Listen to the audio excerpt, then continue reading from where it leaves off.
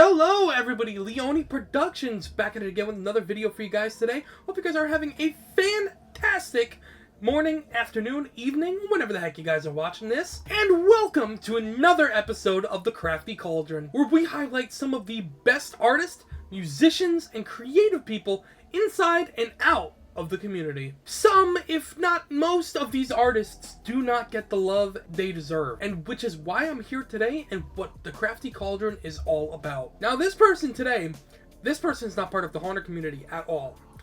Now they know a little bit about the Haunter community, but they are not in the Haunter community, and they do not, partake in a lot of Haunter community stuff. Now let me introduce you all to Nighttcolaa.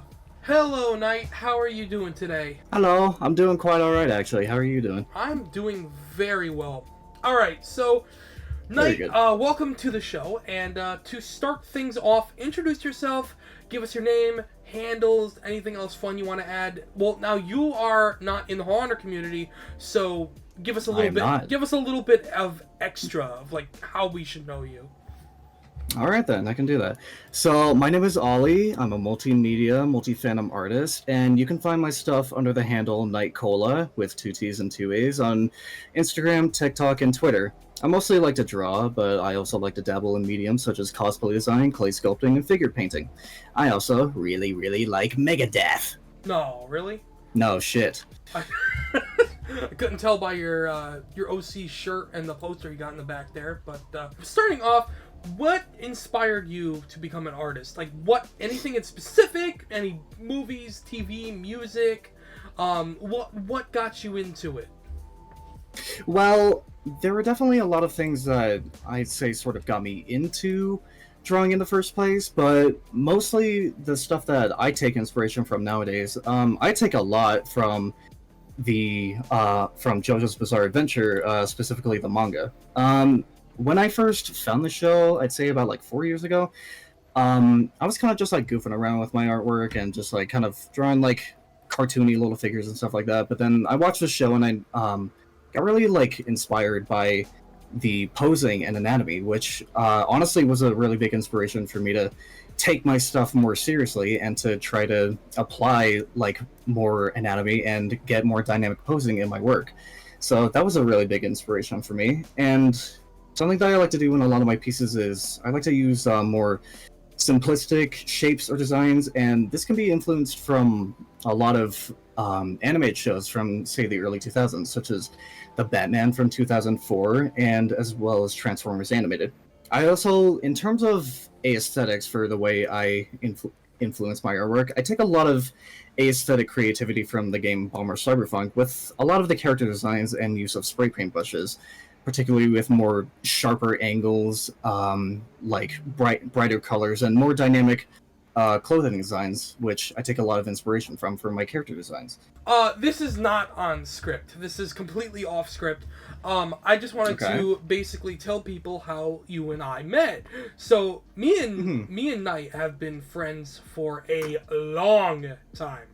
Very long time. Absolutely, yeah. So, we have been friends since the Brandy in the Ink Machine community. Yeah, that was a while ago. A long time ago. That was a very rough time in our lives. Yeah, but Night was an awesome artist back then as well, and we all just kind of clicked. You were actually a fan of me and TZ at the time. Oh, absolutely, yeah. So you were a fan of me and TZ, which, if you guys don't know TZ, him and I are two peas in a pod. We used to do YouTube videos together. That was my Roman Empire before Haunter stuff, so him and I used to be great pals, and we used to have TZ's channel to just do our own stuff on, and you were a pretty big fan of us at the time, and we saw your art and we loved it, and we all kind of just clicked very, very well, and we all became friends. And absolutely, yeah. So we have been friends since 2018. I'd say it was more so 2018 that we really started to know each other, because I I was like picking up on like TC's channel and like you guys back in like I'd say late 2017 like that. Yeah. I was super young at that time, but then like I'd say we definitely like started to like I don't know, we started to like exchange like artwork more, and we started to like shoot the shit a little more when like during I'd say 2018, and then I'd say around like 2021 was around the time that we started to like become like really good friends. We honestly, started playing and, like... Among Us a lot, which is really what got us all together. You know? Yeah, that was a good time though. It was like Among Us, and then like a little bit of Minecraft, and then like Gartic Phone and stuff like that. And, like it was all Discord, and then odd shit saying during Jackbox. Yeah. Yeah, that was funny. Yeah, all the Jackbox and stuff. Yeah, and then we became really good friends since then. And now you guys know Night from my channel. We play games all the time. So Night plays Lethal Company with us. I think you played Repo a couple times with us. Content warning. We've been doing a whole bunch of fun stuff. So but we've been playing a lot. So that's where you might know Night from our past streams. I know I only have 2 viewers on those anyway, but you know, don't worry, that's getting cut out. All right, so when did you start creating, and when did you realize you had something good going on regarding your talent, and what inspired you to continue? Well, I've honestly been like drawing forever. Like I don't know, ever since just like a little kid. Like obviously just like doing a bunch of like little doodles in a big sketchbook with a bunch of like crayons and stuff like that. But I'd say it started to pick it up more as a hobby around like age 10 or so. And I think it was around like 14 or 15 that I really wanted to take my work more seriously, and like where I was starting to get to more exposed to more shows with like a lot of like advanced designs and interesting shape language, like JoJo's Bizarre Adventure, like I said. Yeah, around that age, I'd say that I just wanted to like take my work more seriously, start improving on a lot of elements, and just really start to like apply myself more and like get more involved with it as a hobby. And in terms of like how I go about inspiring myself to go on, I honestly just like to keep going because I want to see how far I can push myself to be better at what I do. Because like it's taken a long time, and it's definitely been a grueling process. But you know, compared to like some of the stuff that you've seen from me, like from the time that we first met, I'd say that definitely in that like I've improved a bunch, and like I take pride 100%. I take pride in that, and like honestly that's kind of like part of my drive, where like it's more so to like, you know, what do I like creatively, and how can I push myself to be better in terms of what I want to do and stuff like that. So that's where I say I take a lot of my inspiration to keep going, and why I continue doing what I do. Like when you're not doing like art, cosplay, whatever, like just all your awesome stuff that you do normally, what do you like to do for fun? Well, I'd say I usually like listen to music a bunch of my time. Like I have a really big playlist that like if I'm just like doing whatever, if I just want to chill out, or if I want to work on a different project that isn't necessarily in my central line of creative mediums, I really just like to like put on some headphones and listen to music. Can I take a wild guess on what band takes up most of the playlist? Shut up. Can I just take a wild You're really guess? gonna call me out like this. But I would like to segue into another point with that, if that's alright. Of course. Yeah, like I said at the beginning of the video, like I obviously like really like Megadeth, and like if it's like a type of music, like because it's very fast, like thrash metal, very heavy and stuff like that. I understand like why for some people it might not be like within their own personal comfort zone, but something interesting that I've noticed is how it's kind of a type of music that like sort of matches the loudness of my brain. I'd say that like I have a very like active mind, and like there's a lot of like noise going up like in there and stuff like that. So to find like this type of music that's just like that kind of matches that loud energy and matches sort of the energy of what I think about a lot, I think that's really just kind of part of why I like it so much. And like I don't know, it's just kind of brings me to peace a little bit. No, you know what? I totally get that. I am the same way with Ice Nine Kills. Like that is my personal favorite band. I don't know. It makes me, rather than like the crazy feeling it gives people, for me it's more calm. Like my whole life is horror movies, Halloween stuff, you know, and I love it. Like Ice Nine Kills is a band that does horror movie songs in a thrash metal, heavy metal type of vibe, which, you know, for me, that's calming to me. I love it, and I get flamed constantly for enjoying Ice I get flamed constantly for enjoying it, but you know, I don't care, and I'm sure you don't care either. You know, like it's the music that we like, and it's the music that we enjoy. So, and it makes us, it makes us feel better, and it actually boosts ourselves creatively. Like, I know music actually helps us with our creativity. Like when I work on Buster Brandy episodes, I have to listen to 1920s jazz. Like I can't listen to anything else because the 1920s jazz gets me in that mood, and it gets me in that mindset. Like, okay, I'm in the 20s. I'm this cartoon villain that nothing goes right for. You know, like that. That's how a lot of us feel with music. And it definitely, it definitely helps you like get into the mindset. And like honestly, like with a lot of the stuff that I create, like that's honestly something else that I take a lot of aesthetic inspiration from. Like, is a bunch of Megadeth songs, because like I really like the high energy, and I really like sort of like the intricate like stories that they tell with their songs and stuff like that. And it's kind of something that like I like to represent with some of my character designs, like the one you see right now. Like this is my main character and stuff like that, and it's heavily inspired by like thrash aesthetic and just different things that I enjoy, but like primarily like my love for Megadeth, because it just has this grungy sort of loud high energy type feel to it that I really appreciate, and I like to sort of funnel into my creative outlets. Like when you look at your character, I think hair metal instantly. You know, absolutely, yeah, right, exactly. So that shows inspiration for your art normally. So, all right. So, what is something that you wish you could do that you haven't already done? I've wanted to make a comic of my characters for quite a while now. So, like the character that you see, like on screen right now, like that's this is less of like a persona and more of like someone that I view as like an actual character of mine. And when it comes to that kind of thing, I've been like slowly building up like a little storyline of like fantastical concept magic in like a modern society and stuff like that, and just building like sort of this idea to go off of, and like maybe explore like a couple themes to go off of, like with some of the more in-depth ideas that I have. Like obviously it might sound like a little bit ambitious, but you know, it's been something that I've been kind of like slowly planting the seeds for a little while. And as of right now, I don't have any particular plans to really adapt it to a comic, mostly just because I'm really busy with my own life in general. Right. But, you know, it's kind of, the idea is there, and the seeds are definitely being planted for what could potentially be an adaptation in the future. So if that's something that I ever do come around to, then I'm really excited to, like, get to work on that, because, you know, the characters that I draw, like, they're very important to me, and they have a lot of, like, story that I think could be really interesting to tell, and I think that, you know, a lot of people could potentially relate to and potentially gain a lot of like creative influence from. So, you know, that's just the kind of thing that like it's definitely on the back burner for now, but I would be really excited if I ever got the opportunity to actually bring this to life, if that makes sense. No, I think that'd be awesome. I've always wanted to do comics myself. I just never had the time or, you know, or motivation to do it. Yeah. But that's actually really cool.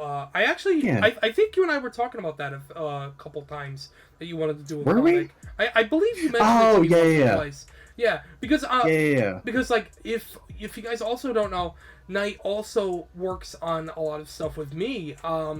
Night helps with the Buster Brandy stuff. Night's been doing I haven't for like 3 years now. I haven't made a film in like 3 years. So, but when Buster Brandy was up and going, we had, like, Night was doing backgrounds and stuff with us, and, you know, and we've always been working on stuff like that. So, if I could ever do something soon, I would probably be a comic too. So the comic stuff is really awesome. Yeah. I just can't do backgrounds. Night's really good with the background stuff. So going into your art, what is your favorite and your least favorite piece that you've done? Well, I'd say a couple of my favorite pieces, they can be found on screen right here. And these usually integrate good shape construction, good rendering, and if it's something that if I just find is really good in terms of color balance and anatomy and stuff like that, then usually it'll be like a pretty strong contender for, I'd say, what would be my favorite. In terms of but also like if it has like a strong pose and stuff like that. But in terms of like least favorite, I don't necessarily say that I have a specific piece which I say is my least favorite, because like I definitely have stuff that I dislike, but that mostly comes in the form of stuff that I just haven't finished yet, you know? Because like if it's something that's like really rough into the process, then it's usually something that like I don't have enough passion to really continue, or like if it's something that I don't really like from the sketch, then I'll usually like either see if I can salvage it or I'll like scrap it and then start over again, because that's just how I go about my creative process, you know? If it's something that like I really like, then you know, I'll probably spend a lot of time on it and like dedicate it to looking like really in depth and like giving it the attention that I would want it. Whereas like if it's a sketch that I don't really mess with, then I probably like won't give it like as much attention and like leave it as a sketch. But like that's honestly fine too, because that's part of the creative process, you know? Not everything can be a masterpiece, and I think that there's a little bit of beauty to behold in that. Is there anything that you wish that you yourself can improve on? I'm always wanting to improve on like my rendering skills. Basically the way that light works and the way it reacts to different materials. Say for example, if I'm to study the way that light reacts and it hits on skin as opposed to clothing, that's something that like I'd say I'm definitely in early stages of, and something that I'd want to get a lot better at. But in terms of getting better at anatomy and proportions as well, I'd say I'm pretty happy with where I am for now, but there's always stuff that I can tweak, and there's always little minor adjustments that I can make that definitely makes it look better over time, you know?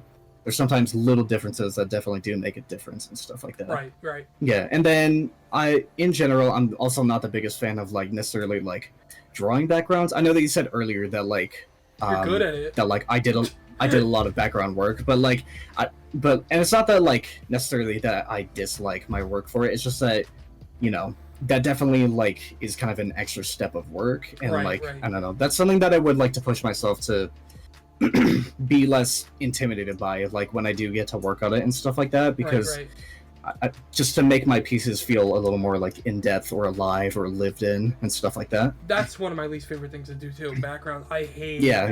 Hate it. And my characters live in the white void.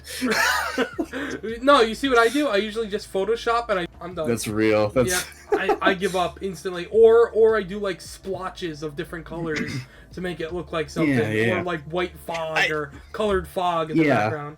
I mean, that's something that I do, honestly. Like, if I'm to, like, do, like, a really simplistic background, like what I was talking about earlier, like, usually I'll just, like, throw in a bit of, like, spray paint brushing to, like, give sort of, like, an illusion of lighting and stuff like that, but it also just gives it a nice texture, I'd say. Right.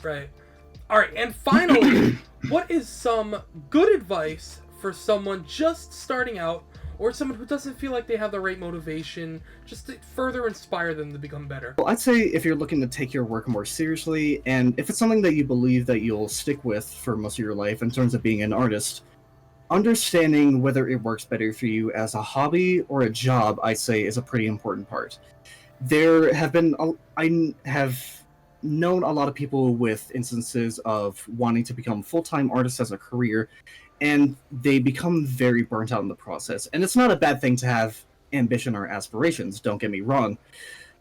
But there is something important to understand when it comes to a lifestyle such as this. And it takes a lot of self-discipline and risk-taking. And that's fine, but that should just be something that's integrated into your mind if you want to pursue something like this. And it's really about understanding yourself and understanding how you function as an artist. Like me personally, I view my stuff more as a hobby than anything, because I found that in certain instances, if it's like, say for example, a commission that I'm not the most passionate about taking, then it can get really easy for me to get burnt out during the process, if that makes sense. Exactly. Nope, I get exactly what you mean. Mm-hmm. So, like I'm saying, like, it's definitely not a bad thing to have aspirations. If you truly want to apply yourself as an artist, and if you really believe that this is something that you can do for a living, then I'd say absolutely go for it. But there are just a couple of fundamentals to understand about yourself before diving into this line of work, which can be pretty time-consuming, pretty energy-consuming, and can take up a lot. But it's just important to understand whether it works for you better as a hobby or as a job. No, that's 100% right. I totally agree with that. You're right on the money, because a lot of people get that mixed up and they're like, "Mom, tell my mom to quit my job. I'm going pro." You know, like yeah. You know, tell my mom to quit her job. I'm going pro. Like, and they can't even draw a stick figure. You know, so like it's a big, like, that's what I did too. I made that same mistake. I went to film, realizing it was more of a hobby than anything. And I mean, I learned a lot of stuff, but between a career and my interest, it didn't really work out too much, you know. So you gotta learn the difference. Which, no, you're 100% right. And that's okay. Right? No, and that's okay, because like it's part of life, and like, you know, you don't always know the direction that you want to take, but I think that's perfectly okay. You gotta know? make a couple mistakes before you go down the right path. That's just life. That's how it works. 100%. Absolutely. And then I had just one more thing to say in terms of like, so in terms of, I'd say, actual improvement in your work, if anything, if you're looking for advice to improve your figures and improve the way your techniques for the way you're drawing, please study shape, language, and anatomy. Even if you're a cartoonist, I promise these things will drastically help improve your work. Experiments with shapes and angles can make your work pop a lot more, which in my case, I like to use a lot more sharp, hard angles in my piece, which it definitely does vary from artist to artist and the type of style that you want to have, but experimentation is definitely key, and understanding how certain shapes work, how you can go about understanding shape language, and the same with anatomy, like understanding how a body is structured. Even if you're just drawing cartoon figures and stuff like that, it can be really helpful for understanding how you can structure original character designs better. And I know it sounds like a bit of a counterintuitive idea to say you should study anatomy before drawing cartoons and stuff like that, but I promise you that it is a very intuitive learning curve, and that there is a lot to gain from something like this.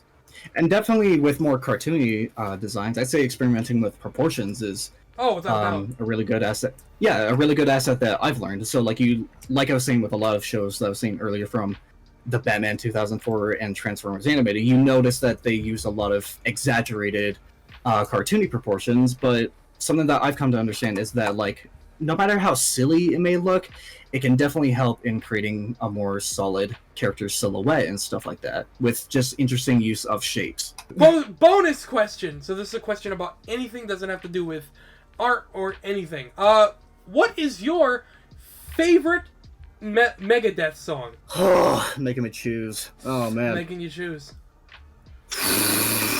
Now I need to think about this. I didn't expect you to ask me this for some reason. Really? Listen, I saw a bonus question. I was like, oh, that could be anything. I didn't know you take the obvious route. My top 3 favorite Megadeth songs would have to be Rust in Peace, Polaris, Hook and Mouth, and Sleepwalker. No, not in any particular order, but those are very good songs. Underrated in my opinion, but I remember good. Hook and Mouth. I remember listening to that one. That's a good song. That one's very good. Very good. I would say that one's one of my favorites. I recommend you listen to Sleepwalker though, because that one's really fucking cool. I gotta check up more on Megadeth. I haven't listened to them a lot. Like they're usually like they don't pop up in my mind when I think of, like, you know, metal and stuff like that. I think of Metallica and, you know, like, my thing is Ice Nine Kills, so I'm always straight up with them, you know. I gotta check out Megadeth more. I used to listen to them when I was younger, but I just never really, like, you know, caught up, but I should. But, and the thing is that, like, I do listen to other metal bands. It's just that, like, it has, like, a vice grip on me, Megadeth specific. I can't stop. I totally understand. That's me with Ice Nine. I totally understand. Get it. Absolutely, yeah. And then my favorite, like, rock band is the Eagles. So it's like a country rock. Oh, fuck, the Eagles. Oh, I love the fucking Eagles, dude. Love the Eagles. So with that being said, it took us way too long to film this episode. Because we could not stop laughing and making jokes behind the camera. So thank you all so much for watching, and go check out my good friend Night here. They have a whole bunch of awesome work, which I'm going to be linking. I'm going to be showing in the video here.